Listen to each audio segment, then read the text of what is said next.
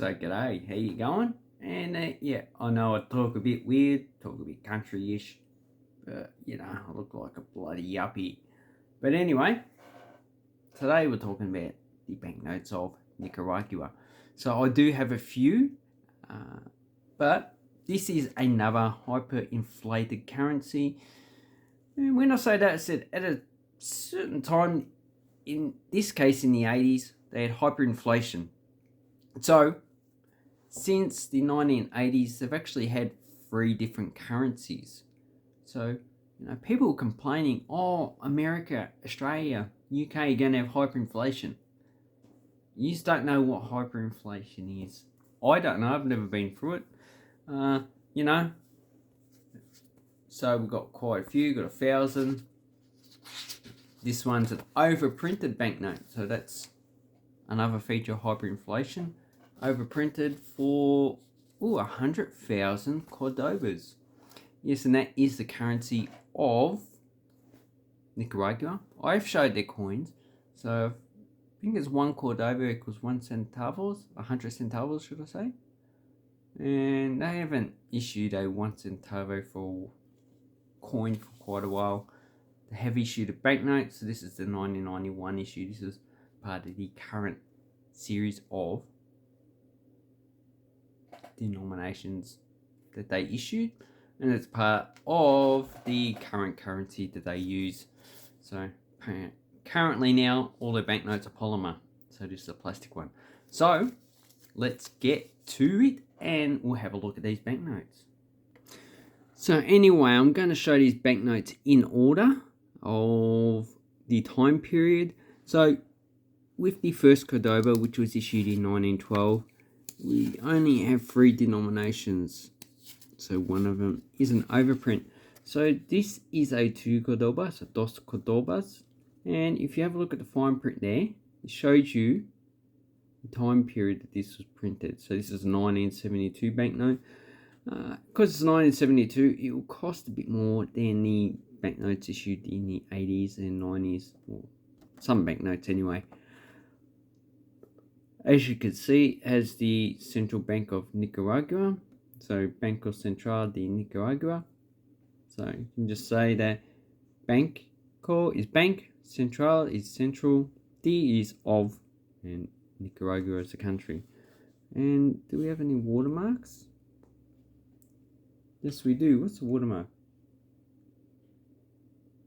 Oh, no, actually we don't have a watermark on it. So this is the C series. So generally, they only have one series with 1 issuance of banknotes. And this one's got 3 signatures. And on the reverse, we have Sombre de Algodón. And as you can see, it looks like tea. Okay, so this is a nice banknote. So this one's not uncirculated. You can see it does it folds on it. It has some dirt up there, so probably extremely fine, and you know, probably $10 to $20 for that banknote that I've seen for sale. But then you get to the less expensive banknotes. So this is one issued in 1979. So this is when the socialists actually took over. They overthrew the previous government, and I think they're called the Sandinistas. And they fought the Contras. So Contras were backed by the United States. And if you look at this, this is pretty much a communist style effigy. So, Comandante German Pomares Ordones. So I'm not too sure who he is, but you know, that looks pretty recent communist guerrilla clothing. And this is series A, and if we look on the back, we have Sandinistas. This is definitely a communist banknote. So Militias Populares Sandinistas, so the People's Military Sandinistas. So this was issued by the communists and pretty much the start of the Civil War. So the Civil War started at that time. Then it went into the Contra Rebellion up until 1990. And pretty much the Sandinistas are in power still as a one-party state, pretty much. They do have oppositions, but it's, there's been a lot of restrictions being put in place. But this one, you can probably get for like probably $5 or less. This seems to be one of the more common banknotes. The harder ones to get are the overprinted ones, especially the highest denominations. So this is the second highest of the first Cordoba. So this is 100,000 Cordobas printed on the 100 Cordoba banknote. So as you can see, 100,000 and popular. So this is wherever that place is, probably a theatre or even a parliament. So that is the $100,000. This one you're probably paying at least $10 to $20 for. And there's that guy again, Ruben Dario, and this is a 1985 banknote. And they overprinted it, so 1987 when it was issued. So this is at the time period of hyperinflation. And then we have this banknote. So this is actually from the second series. You replace the first series at 1,000 old Cordobas equals 1 new Cordoba. So this is pretty much equivalent to 1 million old Cordobas. So to translate this one into the new one, we need to take off 3 zeros, so 100 Cordobas. And we have Sandino. So I'm pretty sure this is who Sandinista is named after. Maybe not, could be wrong. So these were printed in 1985. They're probably going to be issued in the first currency, but hyperinflation delayed that, and these were issued as the second currency. And it didn't last long because the highest banknote that was issued is 5 million Cordobas. And it was close to 1990. And on the back, okay, I just had a look. The highest banknote was 10 million, not 5 million. And this is our Liberation Day, 1979, when they overthrew the military dictatorship that was in place at the time. And it looks like pretty much a communist-style revolution. They've got guns waving in the air, flags. And where's the hammer and sickle? Oh, I don't see it. Anyway, so this one, you're probably paying about $5 for it. This was the highest denomination issued in 1988 when they first issued it. And the later banknotes are overprints as well. And here we have a 10,000 Cordoba that's overprinted on another banknote. So if I can lift it up. So that one is so you can see the 10 Cordobas.